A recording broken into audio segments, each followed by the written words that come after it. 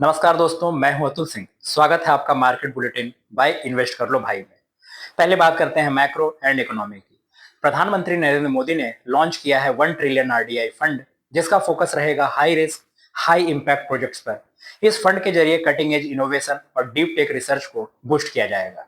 India's manufacturing pi अक्टूबर में बढ़कर 59.2 पर पहुंचा। जीएसटी कट्स और फेस्टिव डिमांड से आउटपुट में मजबूत बढ़ोतरी देखने को मिली। Oil imports from US 4.5 year high पर पहुंच गए हैं। रशियन सप्लाई बरकरार है। एनर्जी मिक्स डाइवर्सिफाई करने की कोशिश जारी है।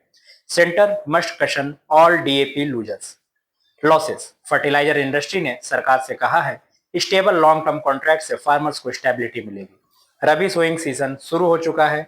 फर्टिलाइजर शॉर्टेजेस की कोई दिक्कत नहीं है, सरकार का दावा है। इंडिया ईयू ट्रेड टॉक्स में आगे बढ़त मिली है। टैरिफ इश्यूज को रिजॉल्व करने की कोशिश जारी है। पीएम मोदी ने एक्सपोर्टर से मुलाकात की। कंपिटिटिवनेस बढ़ाने के सुझाव पर मांगे सवाल। India flexes to top APAC flex offices market. Mid tier global firms अब जीआईसी सेट कर रही हैं इंडिया में। देव दीपावली बन रहा है यूपी का नया global soft power festival. Faith art और एंटरप्राइजेस का शानदार संगम। अब बात करते हैं बैंकिंग एंड फाइनेंशियल सेक्टर की। भारतीय एयरटेल का Q2 प्रॉफिट 8,651 पहुंचा, 2 टाइम्स जंप। स्ट्रॉन्ग एआरपीयू और सब्सक्राइबर ग्रोथ से मुनाफे में उछाल। अंबुजा सीमेंट का Q2 प्रॉफिट 2302 करोड़ तक पहुंचा, कॉस्ट कंट्रोल और लोअर टैक्सेस से फायदा। टाइटन कंपनी का प्रॉफिट 1120 करोड़, 59% की वृद्धि। ज्वेलरी डिमांड फेस्टिव सीजन में बढ़ी। टाटा कंज्यूमर का नेट प्रॉफिट बढ़कर 2302 करोड़ पहुंचा, 11% की बढ़त। सिप्ला ने खरीदी इंचपेरा हेल्थ साइंस 111 करोड़ में। ओटीसी और वेलनेस पोर्टफोलियो को मजबूत करने की योजना। पीएसबी ने शुरू किया है large scale tech upgrade. Operations को स्ट्रीमलाइन करने के लिए डिजिटल इन्वेस्टमेंट पर जोर। आरबीआई की $100 फॉरवर्ड पोजीशन 7 महीने बाद बढ़ी है। लिक्विडिटी मैनेजमेंट पर ध्यान दे रहे हैं। बैंक ऑफ बड़ौदा के सीईओ बोले हैं अब ईसीएल ट्रांजिशन के लिए पूरी तरह तैयार है। डोमेस्टिक पेंशन फंड्स का इक्विटी एक्सपोजर रिकॉर्ड हाई पर पहुंचा है। इन्वेस्टर्स अब इक्विटी मार्केट में लॉन्ग टर्म बेट्स ले रहे हैं।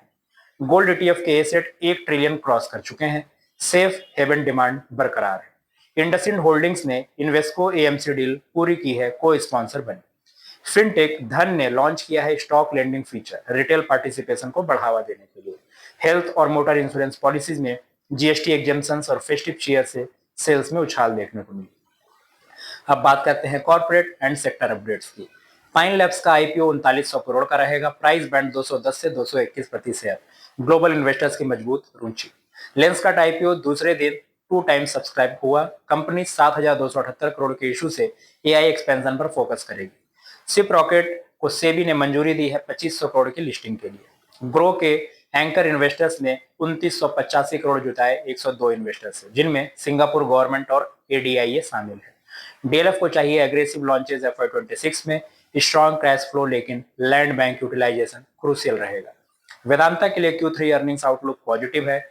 मेटल प्राइसेस और वॉल्यूम्स दोनों में सुधार देखने को मिला। अंबुजा सीमेंट ने कॉस्ट कम कर प्रोडक्शन बढ़ाने का टारगेट 2028 तक रखा है। एशियन पेंट्स का Q2 प्रॉफिट 17% बढ़ा। टैक्स बेनिफिट का असर देखने को मिला। भारत बायोटेक के सेल और जेन थेरेपी आर्म शुरू की है। बायोटेक इनोवेशन में एक नया कदम।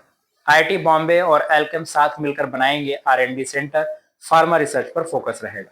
स्मार्ट वर्क्स ने मुंबई में 8 लाख स्क्वायर फीट का ऑफिस लीज किया है। फ्लेक्स ऑफिस डिमांड बढ़ी है। प्रोसेस ने आइक्जिगो में इन्वेस्टमेंट किया है। Indian travel and hospitality sector में नया भरोसा। वैनगार्ड ने हैदराबाद में ग्लोबल वैल्यू सेंटर लॉन्च किया है। केकेआर ने इंडिया को क्रिटिकल स्ट्रेटेजिक प्रायोरिटी मार्केट बनाया है। क्रेडिट और इंफ्रा में लॉन्ग टर्म प्लान्स हैं। एक्सटेंडेड रेंज से रूरल डिमांड पर इंपैक्ट की आशंका है। एडब्ल्यूएल एग्री बिजनेस के सीनियर एग्जीक्यूटिव्स का बयान आया है। अब बात करते हैं ग्लोबल एंड टेक हाइलाइट्स की।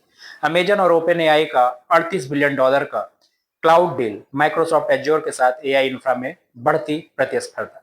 माइक्रोसॉफ्ट ने यूएई में $1.5 बिलियन का एआई इन्वेस्टमेंट का ऐलान किया है। एनवीडिया चिप सप्लाई के लिए आईआरईएन डील फाइनल। चाइना ने वीजा फ्री पॉलिसी 2030 तक बढ़ाई है। स्वीडन भी शामिल है। ट्रंप बोले चाइना पाकिस्तान जैसे देश कर रहे हैं न्यूक्लियर टेस्ट, यूएस भी करेगा रिव्यू। किम्बरले क्लार्क खरीदेगी टेलनॉल मेकर केनव्यू को $40 बिलियन में। कतर एनर्जी और एक्सॉन ने क्लाइमेट लॉ पर यूरोप एग्जिट की चेतावनी दी है। मस्क का ग्रोकपीडिया प्रोजेक्ट बायास डिबेट में आया है। विकिपीडिया के अल्टरनेटिव के रूप में देखा जा रहा है। इंडियन ओरिजिन फाउंडर्स बने दुनिया के सबसे young self made billionaire. AI firm की $350 मिलियन फंडिंग के बाद वैल्यूएशन $1 बिलियन क्रॉस कर गया। ब्रॉड रिज प्रेसिडेंट बोले, India AI based global innovation hub बनने की राह पर है। कर्नाटक गवर्नमेंट ने डीप टेक और एआई फर्म्स के लिए 600 करोड़ इन्वेस्टमेंट प्लान लॉन्च किया। अब बात करते हैं पॉलिटिकल एंड पब्लिक अफेयर्स की। एससी ने सरकार को अनुमति दी है, वीआई के बकाया ड्यूज पर रिलीफ ऑफर कर सकती है। आरबीआई मीट कर रहा है आज लिक्विडिटी स्ट्रेन पर बैंक्स और डीलर्स पे चर्चा। Employment is the path to Bihar youth homecoming, reverse migration trend पर जोर दिया जा रहा है। स्टूडेंट पॉलिटिक्स का प्रभाव घटता जा रहा है, बिहार में नए राजनीतिक संकेत ऐसे आए। एमपी गवर्नमेंट ने फाइनेंशियल स्ट्रेन के चलते प्रोक्योरमेंट स्कीम से ऑप्ट आउट की योजना बनाई है। यूपी, एमपी, राजस्थान में solar and green energy products की नई शुरुआत हुई है। देव दीपावली को मिला global faith branding, cultural tourism को नया इम्पेटस। अब करते हैं रैपअप। सेंसेक्स और निफ्टी दोनों में हल्की बढ़त देखने को मिली। ऑटो और बैंकिंग स्टॉक्स में रिकवरी थी। पीएसयू बैंक्स Q2 वेव को राइड कर रहे हैं। स्ट्रॉन्ग अर्निंग्स और अट्रैक्टिव वैल्यूएशन से इन्वेस्टर इंटरेस्ट बढ़ा है। बीएसई शेयर सर्ज हुए हैं। ट्रेडर्स के फ्रेश ओआई बेट से सेंटीमेंट बुलिश है।